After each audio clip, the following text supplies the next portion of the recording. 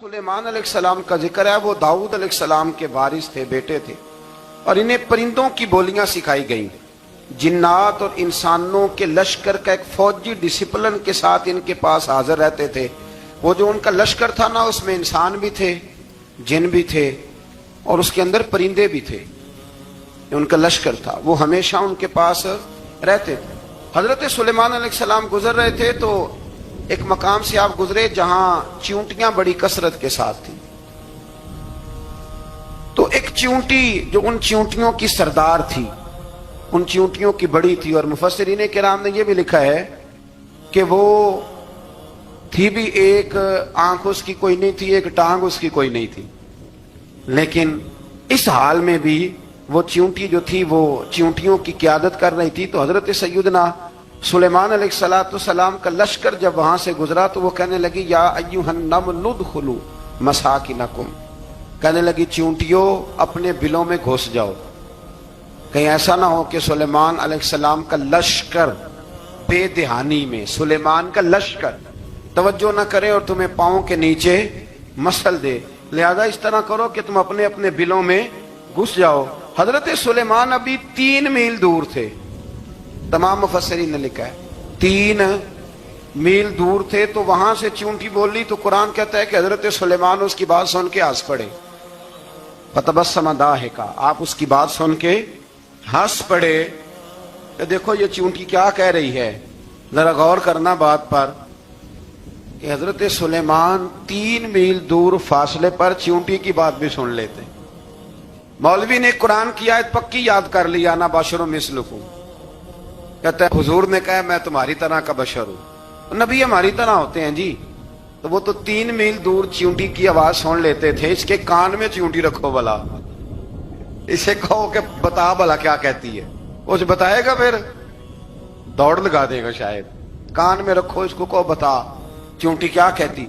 और अगर ये लफ्ज ना होते कुरान के कि जब उन्होंने सुना तो हंस पड़े, ये जुमले ना होते तो शायद इसको भी ना मानते। लेकिन हजरत सुलेमान ने सुनी चींटी की बात और अब अगली बात कहने लगा हूं। बड़े खूबसूरत लफ्ज लिखे हैं मुफस्सिरीन ने, फरमाते हैं देखो एक चींटी ने एक जुमला बोल के, एक चींटी ने एक जुमला बोल के अपने कबीले की खैर खाई की तो रब ने उसका जुमला भी कुरान में बयान फरमा दिया।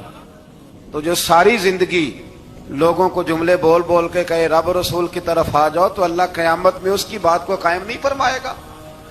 जो भी किसी की खैर खाई करे वो एक जुमला बोल के करे, और हो भी चींटी, तो अगर अल्लाह उसका जिक्र कुरान में बाकी रखता है तो मैं और आप अगर किसी की खैर खाई करेंगे तो इंशाअल्लाह जिक्र बाकी रहेगा। शर्त यह है कि करें खैर खाई, खैर खाई करो किसी की, एक जुमला बोल के भी करो, चींटी भी हो तो अल्लाह कुरान में जिक्र बाकी फरमा देता है।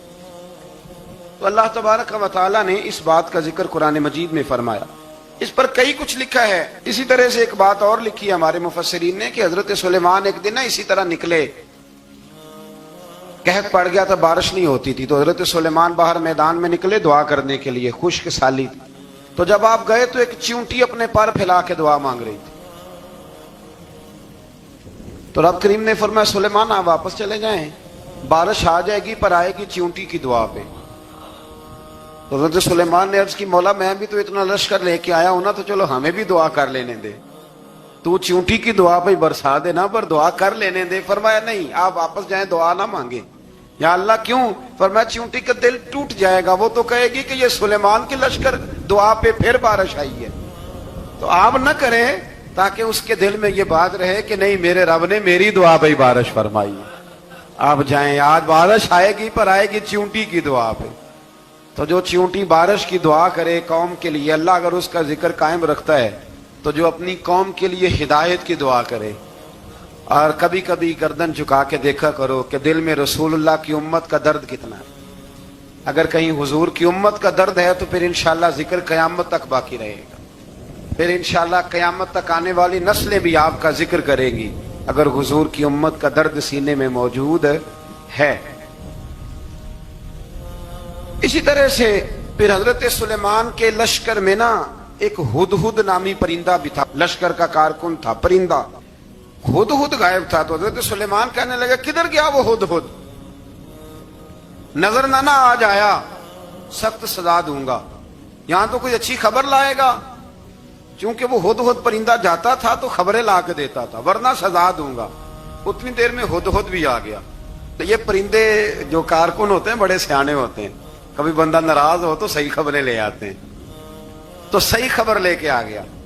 آتے ہی آ کے بیٹھا تو اس نے حضرت سلیمان علیہ السلام نے کہا کہاں تھے؟ عرض کرنے لگا حضور میں ملک سبا گیا تھا، وہاں ایک عورت حکمرانی کرتی ہے، اس کا نام بلقیس ہے، بہت بڑے تخت پہ بیٹھتی ہے، 80 گز اس کا تخت لمبا ہے، 40 گز چوڑا ہے، اور شاید 80 من کے 80 ٹن اس کا وزن ہے. تو حضور وہ سورج کو پوچھتے ہیں. حضرت سلیمان نے فوراً خط لکھا، فرمایا جا کے اسے میرا خط دے دو کہ یہاں تو کلمہ پڑھ کے ہماری فرما بردار بن جائے، ورنہ تیار ہو جائے. جو اللہ کے غیر کو پوچھتے ہیں ہم ان کے خلاف جنگ کریں گے. وہ جب لے کے گئے نا خط، یہ حدود گیا تو وہ میٹنگ کر رہی تھی، اس کے وزیر مشیر سارے بیٹھے تھے. اس نے جا کے خط پھینک دیا ملکہ بلقیس کی جھولی میں. اس نے خط پڑھا تو ڈر گئی، وزیروں کو بلایا. حضرت سلیمان، قرآن کہتا ہے حضرت سلیمان نے کہا تھا خط پھینک کے نا تو سائڈ پہ ہو کے سننا وہ کیا کہتا. بندوں کے لیے منع ہے، پرندوں کے لیے جائز ہے. بندوں کے لیے منع ہے سائڈ پہ ہو کے سننا. ہاں جس کی جاسوسی کی ڈیوٹی ہو، کفر کی جاسوسی کی، اس بندے کے لیے بھی جائز ہے. تو یہاں ایک تو وہ پرندے تھے، دوسرا کفر کی جاسوسی کر رہے تھے. سائڈ پہ ہو کے سننے لگے تو ملکہ بلقیس کہنے لگی اب کیا کرنا ہے، یہ خط آیا ہے. تو وہ کہنے لگے ہم تیار ہیں، آپ حکم کریں، ہم لڑنے کو تیار ہیں، لڑیں گے. وہ کہنے لگی نہیں تیزی نہ دکھاؤ. قرآن مجید کہتا ہے کہ وہ کہنے لگی جب لڑائیاں ہوتی ہیں تو شہر تباہ ہوتے ہیں، ملک کھنڈر بن جاتے ہیں، لڑائی مسئلے کا حل نہیں ہے. انہوں نے کہا کہ میں نبی ہوں. ایک دفعہ آزما لیتے ہیں کہ نبی ہیں کہ نہیں، معاذ اللہ آزما لیتے ہیں. کہا کیسے؟ کہنے لگی تحفے تحائف بیچتے ہیں، اگر مال پر دل للچا گیا تو پھر نبی نہیں بادشاہ ہے، اور اگر مال پر دل للچایا نہ تو پھر اللہ کے کامل بندے. یہ فرق اس نے اس وقت بیان کیا. اس نے 500 کنیزیں، 500 غلام، بڑے شاندار لباس پہنا کے، 500 گھوڑا بڑا تگڑا، اس کے اوپر مال و اسباب رکھ کے تیاری کرا کے حضرت سلیمان کی طرف بھیجا. ہدہد پہلے سے خبر لے کے آ گیا. حضور اس نے یہ پروگرام بنایا ہے. وہ جب آیا سارا کچھ تو حضرت سلیمان دیکھ کے جلال میں آ گئے. فرمانے لگے اسے جا کے کہہ دو تو مجھے کیا تحفے بھیجے گی، میرے رب نے مجھے مالا مال فرمایا ہوا ہے، نے مالا مال کیا میرے مالک نے. جا اسے جا کے کہہ تو کیا تحفے دے گی. جب رب دیتا ہے تو پھر کوئی کمی نہ وہ نہیں چھوڑتا. بندے کیا دے سکتے ہیں؟ بندے تو بیچارے 10 دے کے تو 10 دن ان کی آنکھیں نہیں کھلتی. فرمایا جو اللہ نے جو دیا ہے کیا بات ہے اس کے دینے کی. تو فرمایا اسے کہو یا فرما بردار ہو کے آ جائے یا جنگ کے لیے تیار ہو جائے، ہم اسے اس کے شہر سے ذلیل کر کے نکال دیں گے. اس نے جا کے جب پیغام دیا تو اور ان لوگوں نے بھی آ کے بتایا کہ وہاں تو ہم عجیب منظر دیکھ کے آئے ہیں کہ جانور بھی ہاتھ باندھے کھڑے ہیں، وہاں تو جنات، سرکش جنات کھڑے ہیں. وہ بادشاہ نہیں، وہ نبی ہیں. وہ جو 500 غلام اور 500 کنیزیں گئی تھی حوال سنایا آ کے. تو ملکہ بلقیس نے پھر خط لکھا کہ میں فرما بردار ہو کے آ رہی ہوں. مانا کیا ہے؟ میں کلمہ پڑھنے کے لیے آ رہی ہوں. تو حضرت سلیمان نے کہا بھئی اب اس طرح کرو، ذرا فرش بچھاؤ. انہوں نے فرش بچھایا اس طرح کا کہ اوپر فرش تھا، نیچے مچھلیاں تیر رہی، لگ رہا تھا دریا ہے. ڈیوٹی لگا دی، جنات نے بچھا دیا. ادھر حضرت سیدنا سلیمان فرمانے لگے اب چونکہ مان کے آ رہی ہے تو اسے اپنی نبوت کی علامتیں بھی دکھانی ہیں. اس نے تخت بڑا شاندار بنوایا تھا، اور خواتین میں جو عادتیں خواتین والی ہوتی ہیں وہ جاتی نہیں. وہ 7 کمروں میں نا پیچھے اپنا تخت رکھ کے تو 7 دروازے بند کر کے آئی. اس زمانے میں ایک رواج تھا، وہ زلیخا نے بھی 7 دروازے مکفل کے ایک رواج تھا. ایک کمرہ، پھر کمرے کے پیچھے کمرہ، پھر اس کے پیچھے کمرہ، پھر اس کے پیچھے کمرہ، اور اس کو بڑے موٹے تالے لگائے جاتے تھے. اور فلسفہ یہ تھا کہ ایک تالا توڑے گا کوئی تو جب تک سپاہی آ جائیں گے، اور اگر اس کے توڑنے تک نہ آئے تو دوسرے کے توڑنے تک آ جائیں گے، اور اس کے توڑنے تک نہ آئے تو 7ویں تک تو آ جائیں گے. یہ ان لوگوں کا نفسیاتی معاملہ تھا، سوچ تھی. 7 کمروں میں مکفل کر کے نا وہ نکلی. تو حضرت سلیمان علیہ السلام کہنے لگے بھئی مجھے اس کا تخت چاہیے اس کے آنے سے پہلے. اس کے آنے سے اس واقعے کی کیا ضرورت تھی قرآن پاک میں؟ یہ کیا حاجت تھی یہ تخت والی ساری بات قرآن نے کیوں بیان کی؟ پوچھیں آپ اپنے دل سے بھی اور انکار کرنے والے منکرین سے بھی، اس کی کیا ضرورت تھی؟ وہ جو کہتے ہیں جی ولی کی کرامت کی کیا ضرورت ہے، سیدھی سیدھی نماز پڑھو، روزہ رکھو، حج کرو، زکوٰۃ دو، تو پوچھو ان سے ایک سورت نمل کے اندر اس ساری تفصیل کی کیا ضرورت تھی؟ ختم ہو گئی جب وہ کلمہ جو پڑھ رہی ہے، تو پھر اس سارے واقعے کو رب کیوں بیان فرماتا ہے؟ حضرت سیدنا سلیمان فرمانے لگے تخت چاہیے، اور چاہیے اس کے آنے سے پہلے۔ قال عفریت من الجن، جنوں میں سے ایک بہت بڑا جن بولا، کہنے لگا حضور آپ کا یہ تخت برخاست ہونے سے پہلے لے آؤں گا۔ یہ جو آپ میٹنگ کر رہے ہیں نا، یا فیصلے ختم، کچھ نے لکھا صبح سے شام تک میٹنگ ہوتی ہے اور اس کو آنے میں پتہ نہیں کتنے دن لگیں گے، تو میں یہ برخاست ہونے سے پہلے، اور کچھ نے کہا جی آپ شرط کیوں لگاتے ہیں کہ صبح سے شام تک ہوتی؟ اس جن نے کہا جی آپ 10 منٹ میں فارغ ہو جائیں، آپ فارغ ہوں گے تو تخت آ جائے گا۔ مفسرین نے لکھا ہے کہ جب قرآن کہتا ہے کہ اس نے کہا کہ آپ کے فارغ ہونے سے پہلے، تو اس کا مطلب ہے کہ جب آپ اٹھیں گے، یہ جگہ خالی کر دیں گے، تو تخت یہاں کیویں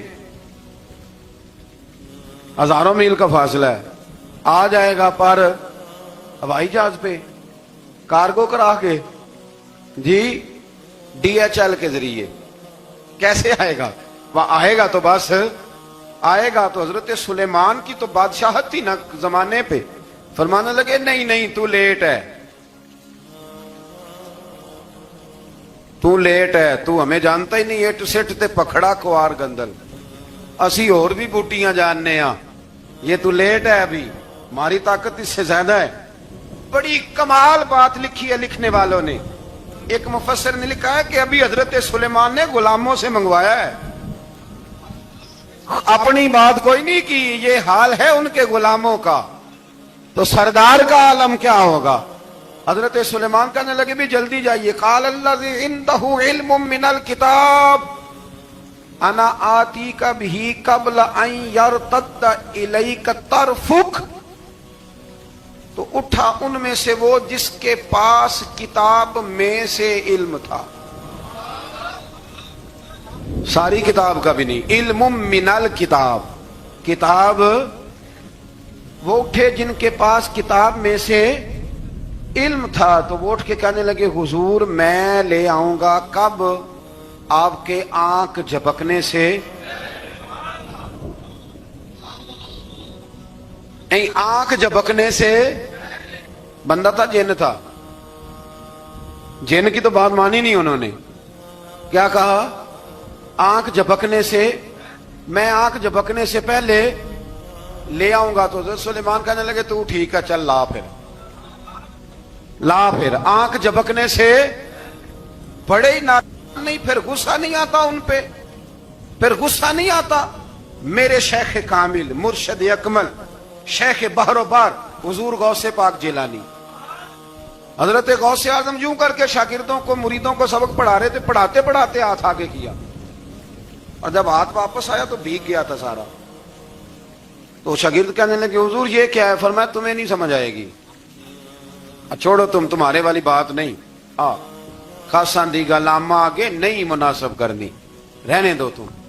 کچھ وقت گزرا تو کچھ لوگ آ گئے، ابھی کلاس ختم نہیں ہوئی تھی، کپڑے بھیگے ہوئے ہو، وہ شاگرد پہلے ہی منتظر تھے، کہا تمہیں کیا ہوا؟ کہنے لگے دریا میں جا رہے تھے، اچانک ہچکولیں آنے لگے، تو ہم نے کوئی کسی بے عمل کا بازو تو نہیں نہ تھاما، ہم غوث اعظم کے ماننے والے ہیں، تو دریا میں کہا یا شیخ عبد القادر جیلانی شیئا للہ، اللہ کے راستے میں مدد کرو۔ تو کہنے لگے بس ایک ہاتھ ہی آیا ہے، اور یوں کشتی کھینچ کے باہر نکالی ہے۔ تو اب وہ شاگرد سارے چپ کر گئے، کہنے لگے جواب کیوں نہیں دیتے؟ انہوں نے کہا تم نے ہاتھ دیکھا ہے پہنچتا ہوا، اور ہم نے ہاتھ دیکھا یہاں سے جاتا ہوا، تم نے پہنچتا ہوا دیکھا ہے، تو ہم نے حضرت بہاؤالحق نقش بند بخاری، ان کی ایک مریدنی تھی، اوپر چبارے پہ کسی نے اس کی عزت پہ ہاتھ ڈالا، چبارے پہ اوپر والی منزل پہ، اس مریدنی نے اپنی عزت بچانے کے لیے چھلانگ لگا دی، جب وہ نیچے گر رہی تھی تو حضرت بہاؤالحق نقش بند بخاری پہنچ گئے،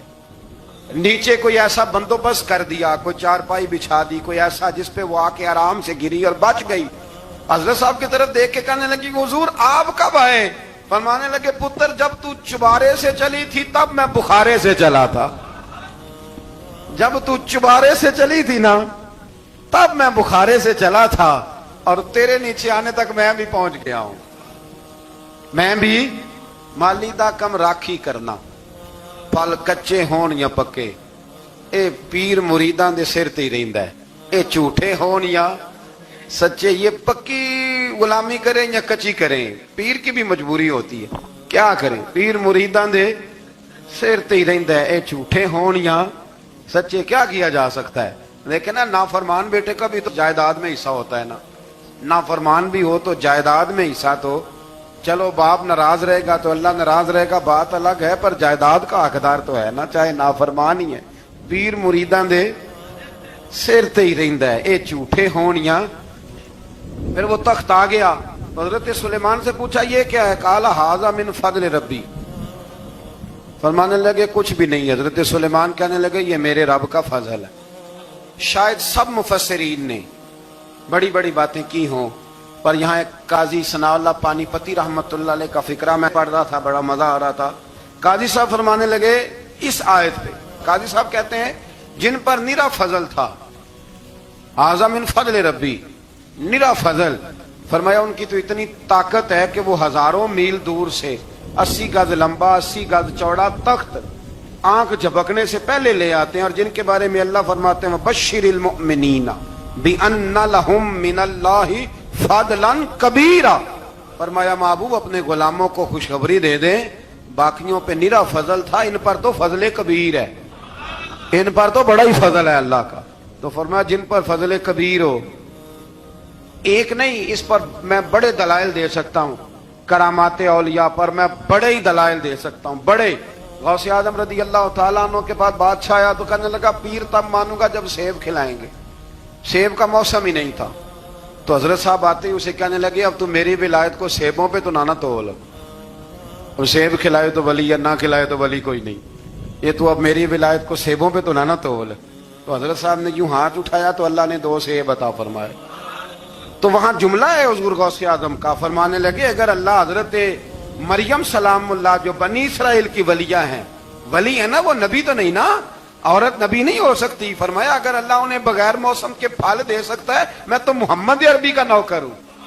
فرمایا اب نہ 2 سیب آئے تھے, تو وہ کہنے لگا میرے تو دل میں 1 سیب تھا نا, تو حضور غوث اعظم نے نا 1 سیب مجھے دیا, 1 میں نے کھایا تو 1 غوث پاک کھانے لگے.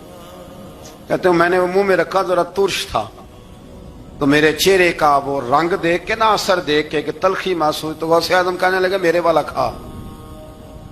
ایک انہوں نے کاٹ کے ٹکڑا دیا, کہتے کھایا تو بڑا میٹھا تھا. تو میں نے کہا حضور آئے تو دونوں ہی غیب سے ہیں, آپ کے والا میٹھا ہے میرے والا کڑوا ہے. تو آپ فرمانے لگے آئے تو دونوں غیب سے تھے, پر ایک کو ذرا ظالم کے ہاتھ لگ گئے ہیں نا, اس کو تنبیہ بھی کر دی کہ ظلم سے باز آ جا, تنبیہ بھی کر دی. پر میں ہاتھ ظالم کے لگے اس لیے ترش ہو گیا, سیانا بن.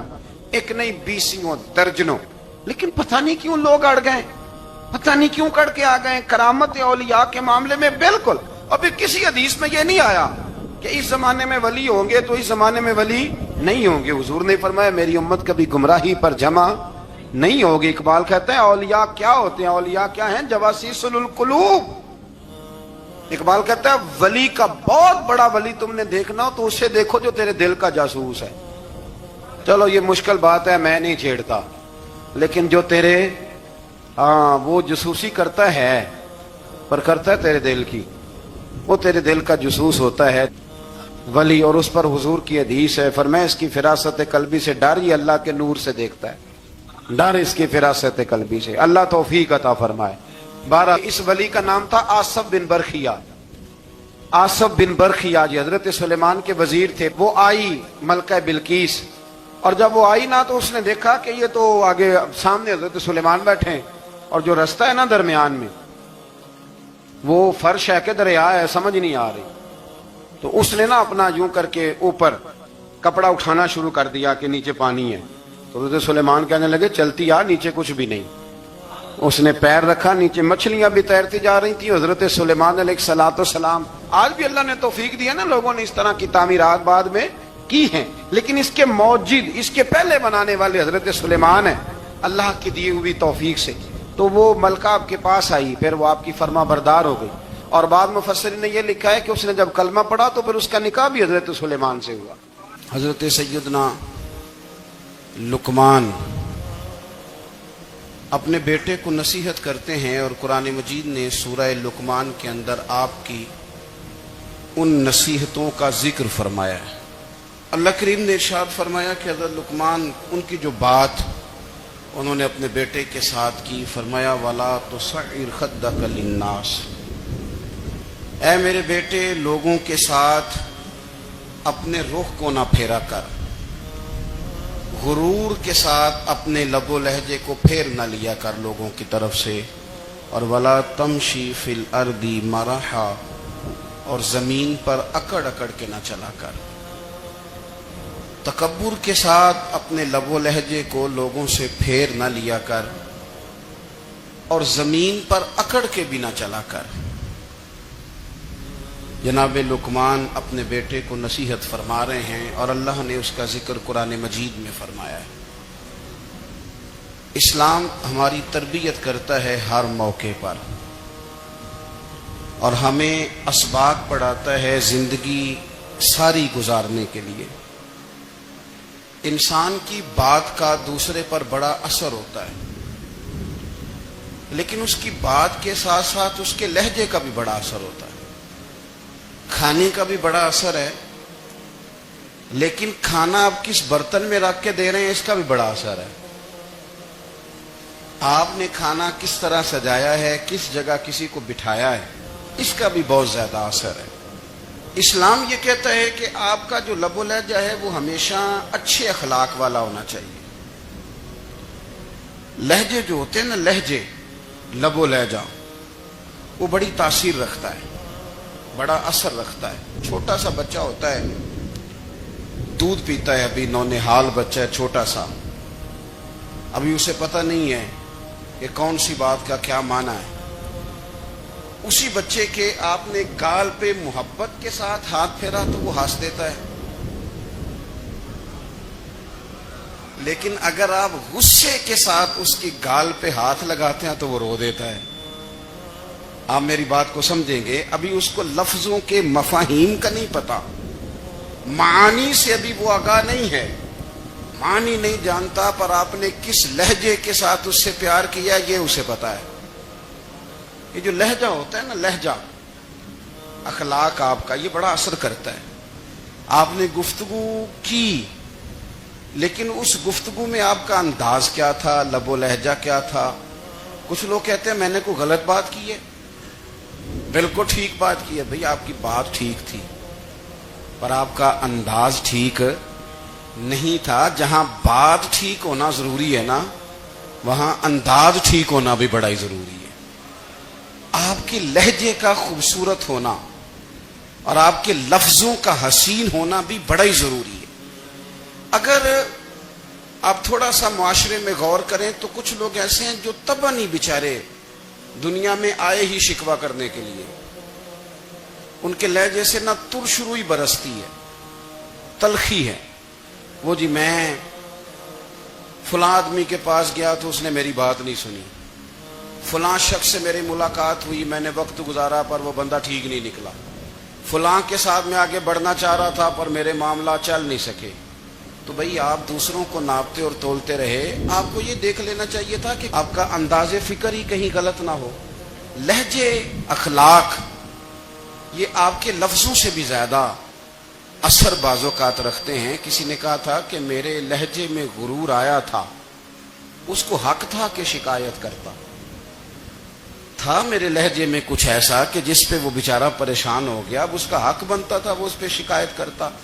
تو میرے عزیز، آپ بات کو یاد رکھیں گے کہ جو اخلاق ہے، آپ کا جو اخلاق ہے، جو آپ کا کردار ہے، وہ اپنی ایک خوبصورتی رکھتا ہے. اس لیے میرے نبی پاک صلی اللہ تعالی علیہ وآلہ وسلم نے فرمایا تم میں کامل مومن وہ ہے جس کا اخلاق زیادہ اچھا ہے. جو کہانیاں زیادہ سناتا ہے وہ نہیں، جو اپنی خدمات زیادہ بتاتا ہے وہ نہیں، جو باقی سب کی نفی کر کے کہتا ہے کہ دنیا میں کوئی بندہ ٹھیک نہیں، صرف میں ٹھیک ہوں، وہ والا بندہ نہیں، بلکہ فرمایا جس بندے کا اخلاق زیادہ اچھا ہے۔ اخلاق دیکھیں، یہ جو آپ کا لہجہ ہوتا ہے نا، یہ بہت زیادہ اثرات مرتب کرتا ہے آپ کے گھر پہ بھی باہر بھی۔ آپ اگر اپنی گفتگو میں باڈی لینگویج کو تھوڑا سا اچھا رکھیں، کچھ لوگ ایسے ہوتے ہیں جو بات بڑی صحیح کرتے ہیں پر کچھ زیادہ ہی باتیں کرتے ہیں، تو وہ زیادہ باتیں کرنے کی وجہ سے ان کی جو صحیح باتیں ہوتی ہیں ان کا بھی وزن خراب ہو جاتا ہے، کیونکہ وہ زیادہ باتیں کرتے ہیں، ہر وقت بولتے ہیں، ہر وقت بات کرتے ہیں، تو جب وہ ٹھیک بات بھی کر رہے ہوں تب بھی ان کی بات کا لوگ اثر قبول نہیں کرتے۔ لیکن اگر ان کا لہجہ باوقار ہو، بات وہ تھوڑی کریں پر جتنی کریں ذرا سونی کر کے کریں، گفتگو میں خود بخود اثر پیدا ہو جائے گا، بات اچھی لگے گی۔ اخلاقی رویے اگر لوگوں کے زیادہ اچھے ہو جائیں، ایک تو مسکرانے کا بل کوئی نہیں آتا، اس کے پیسے کوئی نہیں لگتے، اور یہ بھی شکر ہے ابھی تک اس پر ٹیکس بھی کوئی نہیں، یہ بھی مقام تشکر ہے۔ تو اگر آپ بات کریں اور اس میں تھوڑی سی مٹھاس پیدا کر لیں، آپ تھوڑی سی بات میں نا مٹھاس، میرے ایک کلاس فیلو ہیں تو وہ تقریر کر رہے تھے اور میں سن رہا تھا، تو مجھے بعد میں کہنے لگے آپ تبصرہ کریں میں نے کیسی تقریر کی ہے۔ یہ ہوتا ہے نا جی، بعض اوقات دوست بیٹھتے ہیں بے تکلف تو کئی دفعہ کچھ باتیں ایسی ایک دوسرے کے ساتھ کرتے ہیں، تو مجھے کہنے لگے آپ بتائیں کہ میں بات کر رہا تھا تو کیسی تھی؟ تو میں نے کہا جب آپ بات کر رہے تھے تو میں ڈر رہا تھا، مجھے لگ رہا تھا کہیں آپ لڑ نہ پڑیں۔ بھئی آپ اطمینان سے بات کریں، آپ تسلی سے بات کریں، آپ خندہ پیشانی کے ساتھ بات کریں۔ میرے نبی پاک صلی اللہ تعالی علیہ وسلم نے فرمایا، مسلم شریف کی حدیث ہے، حضور فرماتے ہیں نیکی کو کبھی چھوٹا نہیں سمجھنا، نیکی کو حقیر نہیں سمجھنا، کچھ نہ ہو سکے تو اپنے بھائی سے مسکرا کے بات ہی کر لیا کرو، بات کرو تو تمہارے لہجے میں ترش روئی نہ ہو۔ بعض اوقات آپ تلخ بات کرتے ہیں، آپ کا لہجہ تلخ ہوتا ہے تو آپ کی صحیح بات بھی قبول نہیں کی جاتی، لیکن اگر آپ کے لہجے میں مسکراہٹ ہو، آپ کے لہجے کے اندر خوبصورتی ہو، تو آپ کے اپنے بھی آپ کے بیگانے بھی سب کے سب آپ کی بات کو تسلی کے ساتھ سمجھنا وہ گوارا کریں گے۔ اسی طریقے سے ہمارا دل کرتا ہے کہ لوگ ہماری بات سنیں، ہمارے گرویدہ ہوں، ہم جو پیغام دینا چاہتے ہیں وہ پیغام لوگ اچھے طریقے سے قبول کریں، اس پر لوگوں کی توجہ زیادہ ہو، یہ ہمارا شوق ہوتا ہے۔ اور دنیا میں اب تو فیمس ہونے کا شوق بڑا بڑھ گیا ہے، اب بڑا بڑھ گیا ہے۔ اب تو لوگوں کو نا شاید لوگ مقبولیت اسی کا نام لیتے ہیں کہ میرے اتنے لائکس ہیں، اتنے فالور ہیں، اتنے سارے لوگ ہیں تو شاید میں بڑا مقبول ہوں۔ یاد رکھنا، قابلیت سے زیادہ قبولیت ضروری ہوتی ہے۔ فالور کیا کریں گے اگر رب بھی راضی نہ ہوا تو؟ لائکس کیا کریں گے؟ اگر تو قبول ہو جائے تو پھر چلو کسی لائکس کا بھی فائدہ ہے، کسی فالور کا بھی، اور اگر قبول نہ ہو تو پھر کوئی فائدہ جنوں پریتم اپنا آنکھ ہی نہ وہ اجے سہاگن ہو ہی نہیں، تو جب وہ قبول کر لے پھر تو بڑی بات ہے، اور اگر قبولیت نہ ہو تو پھر بڑے بڑے مجمع بھی کوئی فائدہ نہیں دیتے۔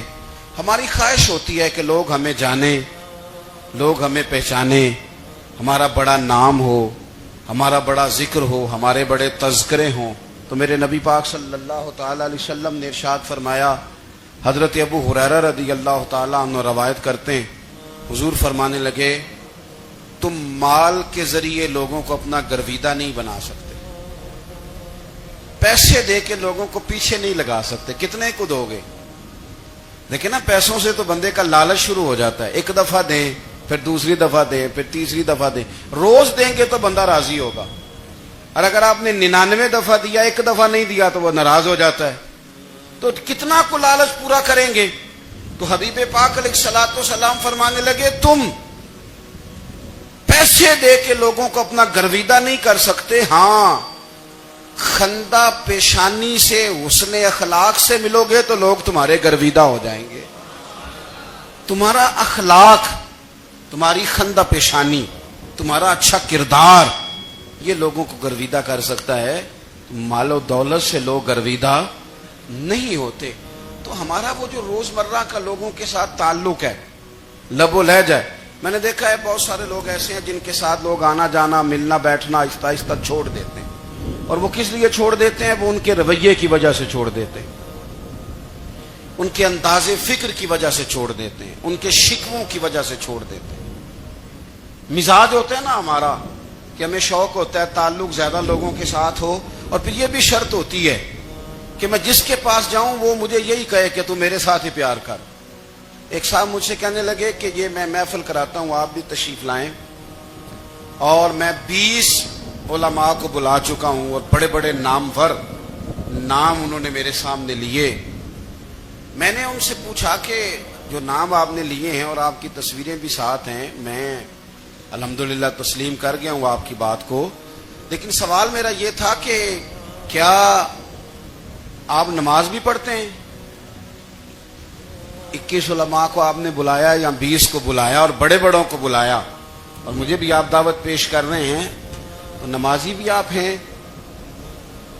نمازی بھی ہیں. کہنے لگے آپ دعا کریں میں نماز پڑھنا شروع کر دوں.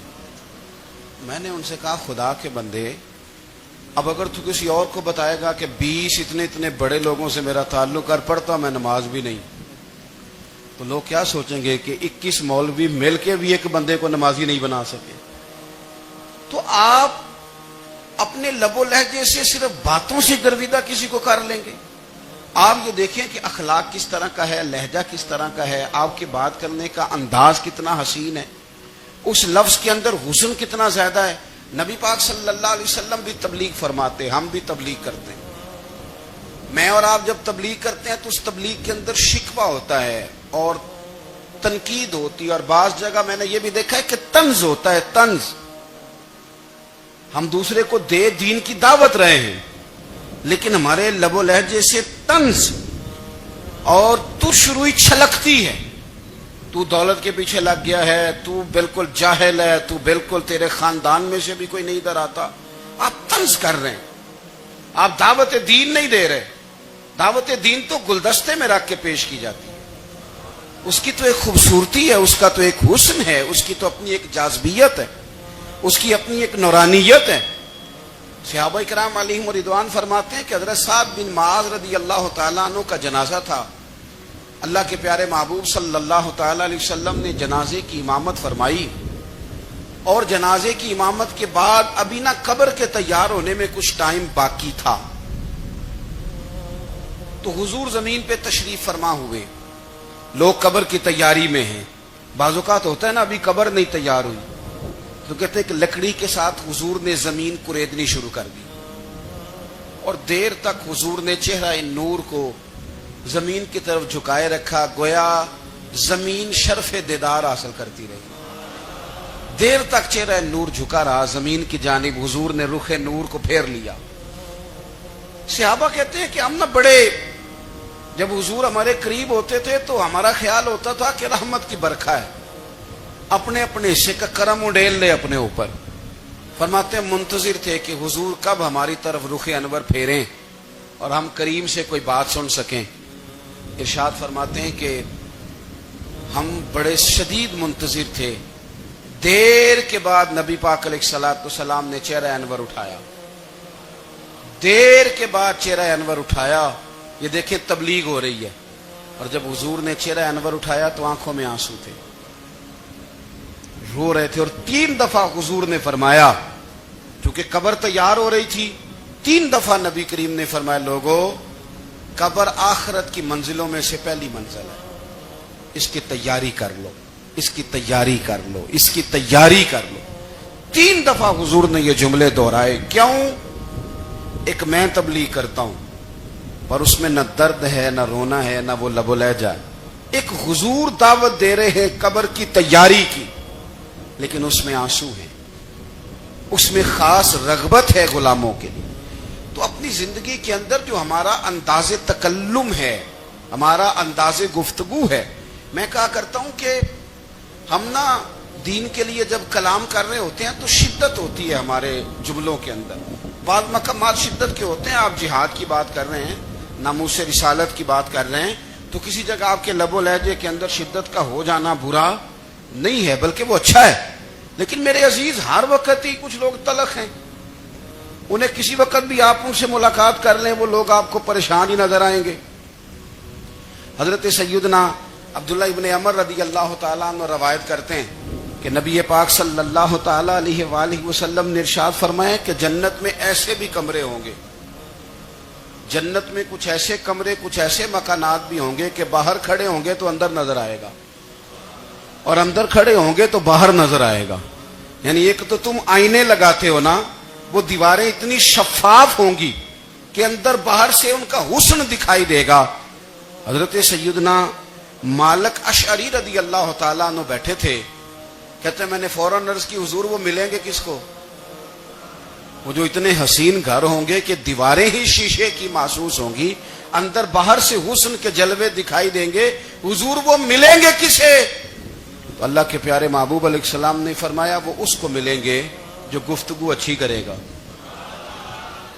جو گفتگو اچھی کرے گا, لب و لہجہ اخلاق والا ہوگا, گفتگو اچھی کرے گا, لوگوں کو کھانا کھلائے گا, اور جب لوگ سو رہے ہوں گے تو وہ اٹھ کے اپنے رب کی عبادت کرے گا.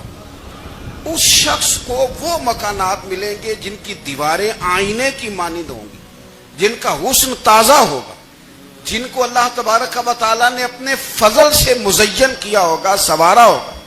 ہم اگر تھوڑی سی توجہ کریں نا, کئی دفعہ وقت گزر جاتا ہے, لہجہ نہیں بھولتا, لہجہ یاد رہتا ہے. آپ تو 2 منٹ کے لیے غصے میں تھے نا, تو آپ نے کوئی بات کر دی کسی غریب کو, کسی شخص کو, آپ غصے میں تھے, آپ نے کہہ دیا, اس بیچارے نے سن لیا, لیکن وہ باتیں اسے سونے نہیں دیتی, بار بار یاد آتی. کوئی آپ کے ساتھ تلخ کلام کر دے نا, کبھی تلخ گفتگو کر دے, بندہ جب سامنے آتا ہے وہ باتیں یاد آ جاتی ہیں, تکلیف ہوتی ہے, اور وقت گزر جاتا ہے. لڑائیاں ہمیشہ چل نہیں سکتی. لڑائی کتنی دیر کی ہوتی ہے؟ 1 دن کی, 2 دن کی. قتل بھی ہوں تو اگر قاتل کو پھانسی بھی ہو جائے تو پھانسی کے بعد بالآخر لڑائی تو ختم ہو ہی گئی نا. لڑائی ہمیشہ چلتی, تلخی ہمیشہ چل سکتی نہیں. تلخی روٹین میں چلنے والا سکہ, کوئی سکے روٹین میں چلتے وقتی ہوتے. یہ جو غصے کا لب و لہجہ ہے, تلخی کا سکہ, یہ بھائی روٹین میں نہیں چلتا, اس نے ایک نہ ایک دن ختم ہو جانا ہے.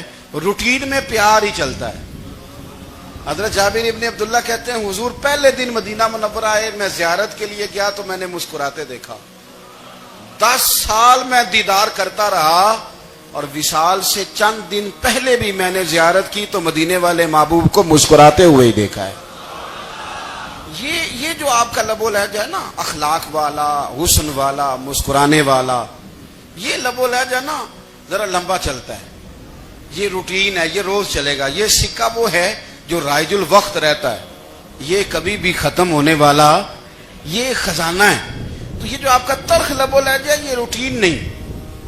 عارف رومی رحمۃ اللہ علیہ فرماتے ہیں کہ مثال دینے کے لیے بات سمجھاتے ہیں. فرماتے ہیں ایک شخص جنگل میں لکڑیاں کاٹنے جایا کرتا تھا تو شیر سے دوستی ہو گئی, یعنی ڈائریکٹ بادشاہ سے دوستی ہو گئی, اور بادشاہ بھی وہ جو جنگل کا بادشاہ ہے. جنگل کے بادشاہ سے دوستی ہو گئی. اب وہ لکڑہارا غریب آدمی تھا, لکڑیاں تو کاٹنی ہوتی تھی, تو وہ جنگل کا بادشاہ اعلان کر دیتا جانوروں کو کہ میرا دوست آیا, ایک تو کوئی تنگ نہ کرے, اور دوسرا یہ کہ سب لوگ مل کے اس کے ساتھ تعاون کریں. کبھی کوئی جانور لکڑیاں اکٹھی کراتا, کبھی کوئی اپنی پشت پہ گدھا, بیل, گھوڑا, خچر رکھ کے وہ لکڑیاں باہر چھوڑنے آتا. تو اب اس کی بڑی دھوم مچ گئی جنگل کے اندر. لکڑہارا مزدور تھا, وہ بادشاہ سے دوستی کر کے بادشاہ ہی بن گیا. وہ گھر آ کے نا بیوی کو اکثر بتاتا کہ میرا ایک دوست ہے, میں جاتا ہوں تو ساری پہلے ہی مخلوق کھڑی ہوتی ہے میرے استقبال کے لیے. دوستی جو بڑے سے ہو گئی ہے. بنا ہے شاہ کا مصاحب تو پھر یہ ہے اتراتا, وگرنہ شہر میں غالب کی آبرو کیا ہے. ہمیں تو پوچھتا ہی کوئی نہیں، یہ تو بنا ہے شاہ کا مصاحب تو پھرے ہے اترا تھا، وگرنہ شہر میں غالب کی آبرو کیا ہے۔ تو وہ لوگوں کو بتاتا، بیوی کو بھی بتاتا دوست ہے، تو بیوی کہنے لگی اتنے تو تعریفیں کرتا، یہ نہیں بتایا کہ وہ جنگل کا شیر ہے، پر نیرا دوست بتا دیا۔ بیوی کہنے لگ گئی کہ تو اتنا جو اس کا ذکر کرتا ہے تو کسی دن بلا نا، بلا کسی دن تاکہ اس کی دعوت کریں۔ اب اس نے پھر نہ اس کو پردے میں رکھا، کیا کہتے ہیں آج کل، سرپرائز دینا ہے، ان کا سرپرائز دینا ہے جی، پردے میں رکھا کہ وہ شیر ہے۔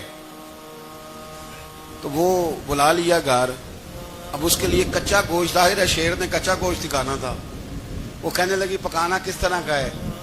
وہ کہنے لگا جب وہ آئے گا پھر بتاؤں گا۔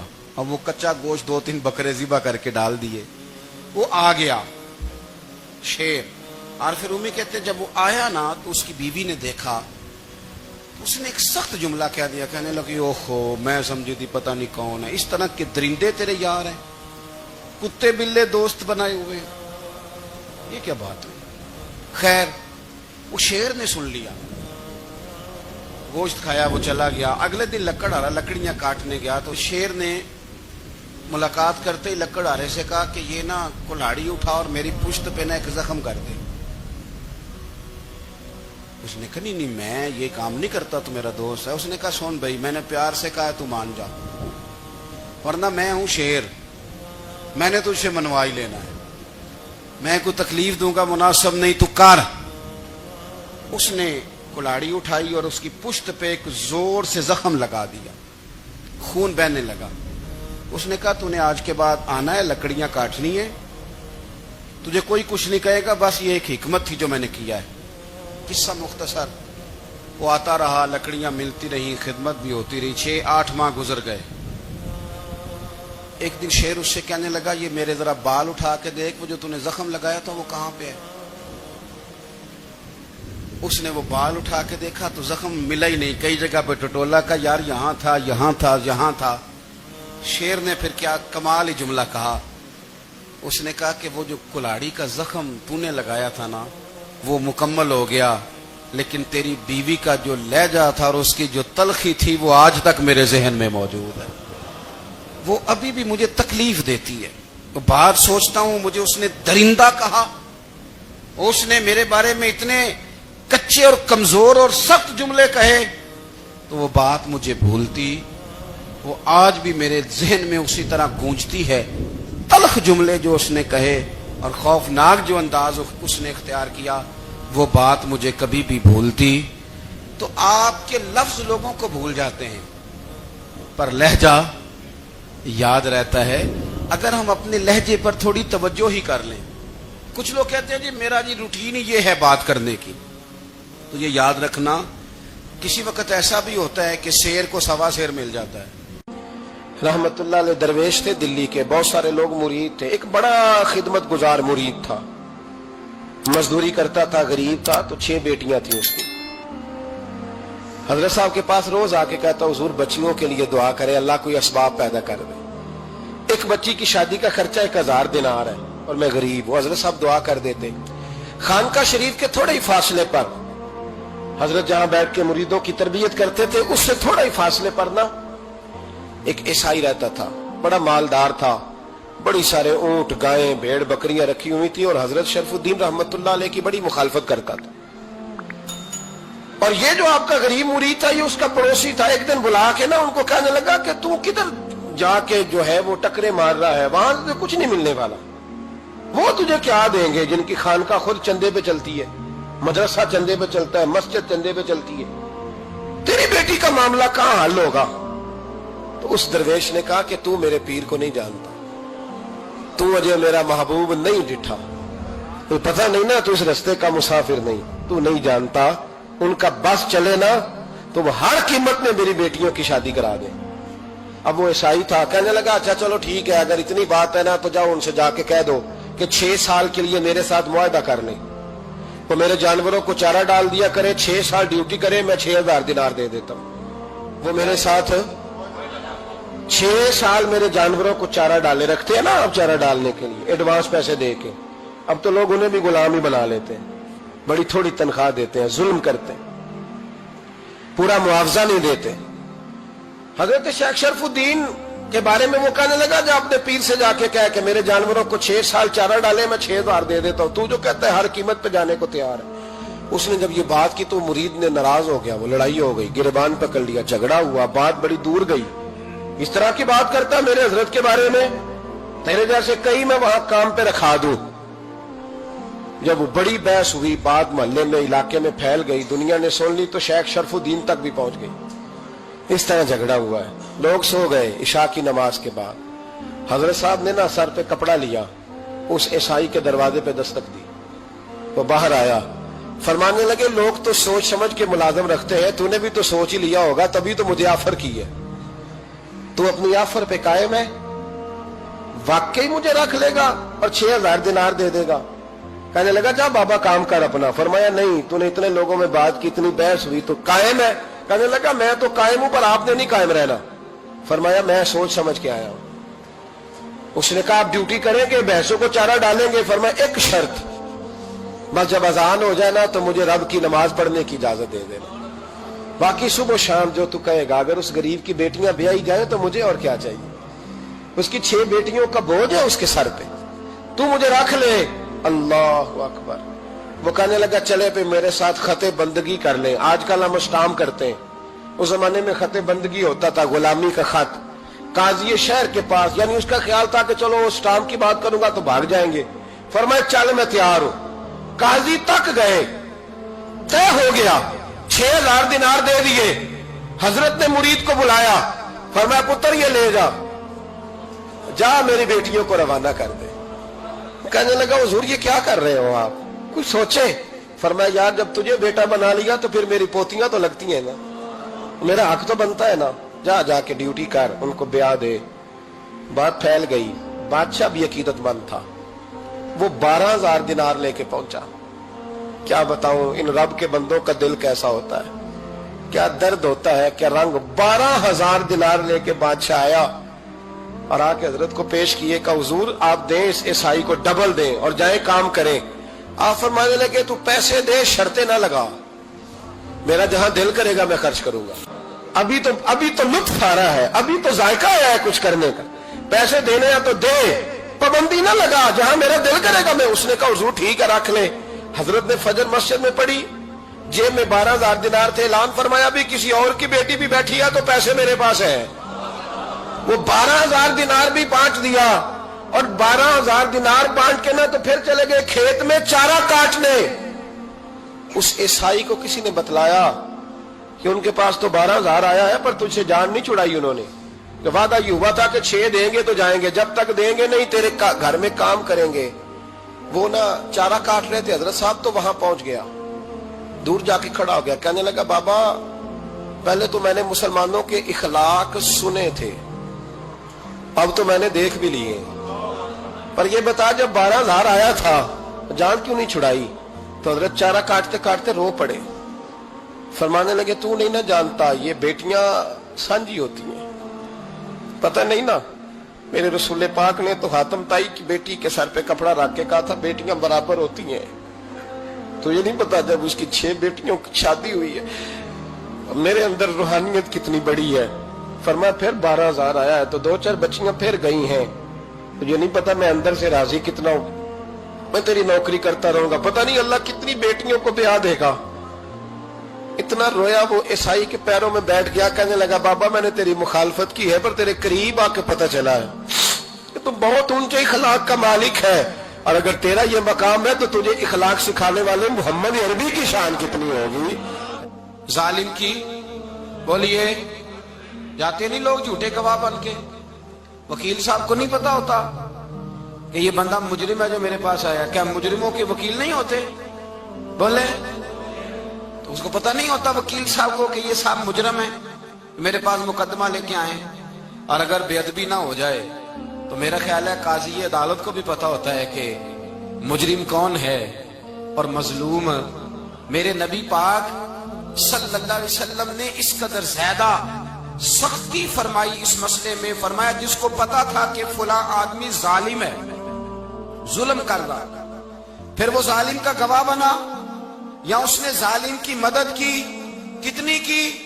شارحین لکھتے ہیں چاہے اس نے ایک جملہ بول کے کی، چاہے ایک، سارے بولیے، چاہے ایک غریب کو اس نے ظلم کیا تو کہتے ہیں علاج یہ سے، چاہے ایک جملہ بول کے کی، شارحین اس حدیث کی شرح میں لکھتے ہیں ایک جملہ بول کے چاہے مدد کی، جس بندے نے کسی ظالم کی مدد کی کسی مقدمے میں یا کسی صورت میں اور اسے پتا تھا یہ ظالم ہے، میرے نبی پاک صلی اللہ تعالی علیہ وسلم فرماتے ہیں اگر اس نے مدد کی، ابھی ظالم کی بات نہیں ہو رہی، ظالم کے مددگار کی بات ہو رہی، اگر کسی نے ظالم کی مدد کی تو حضور فرماتے ہیں خدا بھی اس سے بری ذمہ ہے، رسول بھی اس سے بری ذمہ ہے۔ سنبھال کے رکھے اپنی نمازیں، قربانیاں، حج، زکوٰۃ سنبھال کے رکھے۔ اگر ظالموں کا مددگار ہے، الیکشن آ لینے دے، آپ کو نظر آ جائے گا کون کون ظالموں کا مددگار ہے، نظر آ جائے گا۔ اپنی جیب سے لوگ پیسے دے کے ظالموں کی مدد کریں گے، ان کے فلیکس چھپوائیں گے، بورڈ لگوائیں گے، جیبوں سے پیسے دے کے۔ ہم نے خود آگ لگائی ہے چمن میں اپنے، بے سبب گردش ایام کو الزام نہ دو، ہم نے خود نور کا ظلمت سے کیا ہے سودا، کر کے توہین سحر شام کو الزام نہ دو۔ ظالموں کے مددگار میدان میں آ گئے، یہ چھوٹا لفظ نہیں، میرے حبیب پاک صلی اللہ علیہ وسلم نے فرمایا جو ظالم کا مددگار ہے سن لے جو سجن کے ساتھ کچہری جاتا ہے، وہ یاد رکھے جو دوست کا گواہ بنتا ہے، وہ یاد رکھے جو کہتا ہے میں مانگی گیا تھا، مجھے بلایا گیا تھا قبضہ چھڑانے کے لیے کسی غریب بیوہ کی جائیداد پہ، کب وہ سن لے تو مدد کر کے نہیں آیا، تو خدا کے ذمے سے نکل گیا ہے۔ رسول پاک نے فرمایا تیرا میرا تعلق ختم ہو گیا، تو ظالم کا مددگار ہو گیا، پھر تو کہتا میں بے چین ہوں، میں بے قرار ہوں، میں آزمائش کا شکار ہوں، پلٹ کے دیکھ تو صحیح تیرا گناہ کتنا بڑا ہے۔ میرے نبی پاک صلی اللہ علیہ وسلم کا ایک اور فرمان سن لیں، ابن ماجہ ابو داؤد میں موجود ہے، اس حدیث کو آپ نے یاد کر لینا ہے، کر لیں گے انشاءاللہ، سارے کہیے انشاءاللہ، کر لیں گے یاد۔ حضور صلی اللہ علیہ وسلم نے فرمایا اگر تو ظالم کی مدد کرے گا نا، یہ لفظ دل کی تختی پہ لکھ لینا، یہ مکافات عمل ہے، مکافات عمل دنیا، ادھر کرو گے تو ادھر بھرو گے۔ فرمایا اگر تو کسی ظالم کی مدد کرے گا، سن لے حضور کا فرمان ہے، اگر تو ابن ماجہ ابو داؤد سیاہ میں موجود ہے، فرمایا اگر تو کسی ظالم کی مدد کرے گا تو رب تعالیٰ مرنے سے پہلے تیرے اوپر بھی ظالم کو مسلط کر دے گا، تیرے اوپر بھی ایک دفعہ ظلم ضرور ہوگا اگر تو ظالم کی، وہ کسی صورت میں بھی ہو سکتا ہے، کسی صورت میں تیرا بیٹا ہی اٹھ کے ظلم کر دے گا، تو الجھ جائے گا، کسی نہ کسی جگہ تیرے لیے تباہی کا سامان ہوگا، تیرے اوپر ظلم ہوگا، اس لیے کہ تو ظالموں کا مددگار ہے۔ چاہیے یہ تھا کہ تو مظلوم کی مدد کرتا، انسانی ایمانی یقین کا فریضہ سر انجام دیتا، تو ظالموں کا مددگار ہو گیا۔ ٹٹول کے دیکھ لیں، رزلٹ نکال کے دیکھ لیں، ہمارے زمانے میں ظالموں کے مددگار زیادہ ہیں، اتنی لمبی زبانیں نکال کے ظالموں کی مدد کرتے ہیں، بڑے بڑے کالم نویس اللہ نے انہیں قدرت دی لکھنے کی، تو اپنا قلم ظالموں کی مدد میں خرچ کرتے ہیں۔ وہ لوگ جن کو اللہ تبارک و تعالیٰ نے قدرت دی، ہمت دی، طاقت دی، کچھ لوگ ان کے حلقہ احباب میں وہ اپنے لوگوں کو استعمال کر کے ظالموں کی مدد کرتے ہیں، ظالموں کی مدد کرتے ہیں۔ میرے نبی کریم سید عالم نور مجسم صلی اللہ علیہ وسلم نے فرمایا اگر تو نے ظالم کی مدد کی تو جب تک تو توبہ نہیں کرے گا رب تجھ سے ناراض ہی رہے گا، اللہ تجھ سے، او بھائی جس سے رب بھی ناراض ہو گیا، نہ کھانا نہ پینا نہ سونا نہ جاگنا نہ نیند، پھر تیری ہر چیز تیرے لیے آزمائش ہو جائے گی، پھر تیرا سایہ بھی تیرے لیے خوف کا سامان بنے گا، پھر زندگی جیتی جاگتی لاش بن جائے گی، تو اپنے کندھوں پر اپنی میت اٹھائے پھرے گا جب تو ظالم کا مددگار ہوگا۔ اور نبی پاک صلی اللہ علیہ وسلم نے فرمایا ظالموں کا مددگار بھی ظالم ہوتا ہے، ظالموں کا مددگار بھی، سارے بولے ظالموں کا مددگار بھی نہیں، کو نہیں، آپ سارے نہیں بولے، ایک دفعہ بولے ظالموں کا مددگار بھی، پکی بات ہے، ظالموں کا مددگار بھی، اللہ اکبر، جس کا یارانہ ہو، جس کا دوستانہ ہو، جو کہے میں نے نا اس کو اوکھے ویلے کے لیے ظالم کو یاد رکھا ہوا ہے۔ کبھی مشکل میں رکھے نہیں ہوئے لوگوں نے ظالم دوست، کہتے میں نے رکھے ہوئے ہیں، بلکہ ہمارے دیہات میں تو کہتے ہیں میں نے بازو بنائے ہوئے ہیں۔ کس کو بازو بنا لیا؟ ظالم بھی کبھی بازو ہوتا ہے، جو ظلم کی تلوار لیے میدان میں کھڑا ہے۔ قارون، حامان، فرعون، نمرود کا حال نہیں لوگوں نے دیکھا؟ اپنے زمانے میں آپ نے کتنے لوگ نہیں دیکھے جن کے سائے سے آواز سے لوگ کانپتے تھے؟ پھر پولیس کی گاڑیوں میں وہ اس طرح مردہ پڑے کہ دنیا نے تماشا دیکھا ان کا. یہ رنگ ہم نے دیکھے نہیں اپنے آنکھوں سے. فرمایا ظالم کا مددگار بھی، جو کار میں بٹھا کے لے کے گیا وہ بھی ظالم، جس نے چائے پلائی وہ بھی، جس شخص نے کھانا کھلایا وہ بھی، جو کچہری تک ساتھ گیا وہ بھی، جس نے فلیکس کے نیچے بڑے شرابی کے نیچے چھوٹی اپنی فوٹو لگائی وہ بھی، جو ووٹ کی پرچی ڈالنے گیا وہ بھی. کہہ دینا باہر نکل کے کہ حضرت صاحب نے سیاسی تقریر کی ہے، کہہ دینا، پر بات تو سچی ہے نا. خو کرے ہم تو سے تھوڑا سا گلا بھی سن لے، خو کرے ہم تو سے تھوڑا سا بھی گلا. امام مالک کے پاس ایک بندہ آیا، اس نے کہا حضور میں درزی ہوں، ایک ظالم بادشاہ مجھ سے کپڑے سلواتا ہے، میں تو ظالموں کا مددگار نہیں نا. ایک ظالم بادشاہ مجھ سے، حضور میں تو مددگار نہیں نا ظالموں کا. جو فرمایا ظالموں کا مددگار بھی ظالم ہوتا ہے، تو کپڑے لے کے آتا ہے میں سی کے دے دیتا ہوں، ذمہ داری نہیں. یہ ایک آدمی دکاندار ہے، اس سے کوئی بندہ چیز خریدنے آئے گا تو تھوڑی کہے گا میں نے نہیں دینی، تو دے گا. کوئی بندہ اگر کسی شخص سے کوئی کام کہتا ہے جو اس کی فیلڈ ہے، اس کا شعبہ ہے، اس کا معاش کا وہ سلسلہ ہے، کہتے ہیں یا رسول اللہ صلی اللہ علیہ وسلم ظالموں کا مددگار بھی ظالم، حضور نے فرما دیا. تو امام مالک سے بندے نے مسئلہ پوچھا، دل کی تختی پہ لکھنے والی باتیں ہیں. کہا حضور میں درزی ہوں، ظالم کپڑے سلواتے ہیں، میں تو مددگار نہیں نا. امام صاحب کہنے لگے نہیں، مددگار تو وہ ہوگا جو تجھے سوئی دھاگا فراہم کرے گا، تو پورے کپڑے سی کے دیتا ہے، تو خود بہت بڑا ظالم ہے. تو پورے سوٹ سی کے دیتا ہے، تو بہت بڑا ظالم خود ہے. مددگار تو وہ ہوگا جو تجھے دھاگا دے گا، جو تجھے بٹن دے گا، جو تجھے نلکی دے گا. جو ظالم سے اتنی نفرت ظلم کر کے بندہ ہے. یہاں تو ہمارے زمانے میں ہیرو بن جاتے ہیں لوگ. ظالم ہیرو ہے، لوگ اس سے ڈرتے پھرتے ہیں، گھومتے پھرتے ہیں، اور بہت سارے کم مزاج لوگ اس کے پیچھے ہاتھ باندھ کے پھرتے ہیں. ظالموں کی مدد کرنا، ظالموں کے ساتھ رہنا، یہ ظلم ہے، ظلم، یہ زیادتی ہے. میرے نبی پاک صلی اللہ تعالی علیہ وآلہ وسلم نے ارشاد فرمایا، یاد رکھو رب فرماتا ہے میں مظلوم کی مدد ضرور کروں گا، چاہے جلدی کروں چاہے دیر سے کروں، میں مظلوم کی مدد. اور حضور صلی اللہ علیہ وسلم نے فرمایا ہے، حضرت معاذ بن جبل کہتے ہیں حضور نے مجھے یمن کا گورنر بنایا. جب میں جانے لگا نا تو حضور نے بڑی نصیحتیں کی، بخاری میں موجود ہے. فرماتے ہیں جب میں پلٹنے لگا تو میرے رسول نے فرمایا معاذ ایک منٹ ٹھہر جا، ایک بات میری یاد رکھنا، اس کو نہ بھولنا. کہا حضور کیا؟ فرمایا دیکھنا کسی پہ ظلم نہ کر بیٹھنا، کہیں تجھ سے زیادتی نہ ہو جائے. محبوبہ پھر حضور نے فرمایا سن میرے معاذ، میں تجھے گورنر بنا رہا ہوں، زیادتی نہ کر بیٹھنا. یا رسول اللہ صلی اللہ علیہ وسلم کیا ہوتا ہے؟ تو میرے کریم نے فرمایا جب مظلوم دعا کے لیے ہاتھ اٹھاتا ہے تو عرش کا مالک کہتا ہے فرشتوں پیچھے ہٹ جاؤ.